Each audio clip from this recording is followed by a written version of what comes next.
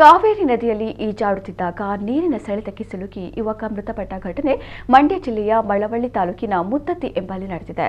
ಮದ್ದೂರು ತಾಲೂಕಿನ ಸೋಮನಹಳ್ಳಿ ಗ್ರಾಮದ ನಿವಾಸಿ 21 ವರ್ಷದ ಪ್ರಹ್ಲಾದ್ ಮೃತಪಟ್ಟ ಯುವಕ. ಪ್ರಹ್ಲಾದ್ ತನ್ನ ಸ್ನೇಹಿತರೊಂದಿಗೆ ಮುತ್ತತ್ತಿ ಆಂಜನೇಯ ಸ್ವಾಮಿ ದೇವಸ್ಥಾನಕ್ಕೆ ಪ್ರವಾಸ ಬಂದಿದ್ದ. ಕಾವೇರಿ ನದಿಯಲ್ಲಿ ಈಜಲು ಹೋದಾಗ ನೀರಿನ ಸೆಳೆತಕ್ಕೆ ಸಿಲುಕಿ ಕೊಚ್ಚಿ ಹೋಗಿದ್ದಾನೆ. ನುರಿತ ಈಜುಗಾರರ ಸಹಾಯದಿಂದ ಯುವಕನ ಮೃತದೇಹವನ್ನು ಹೊರತೆಗೆಯಲಾಗಿದೆ. ಈ ಬಗ್ಗೆ ಹಲಗೂರು ಪೊಲೀಸ್ ಠಾಣೆಯಲ್ಲಿ ಪ್ರಕರಣ ದಾಖಲಾಗಿದೆ.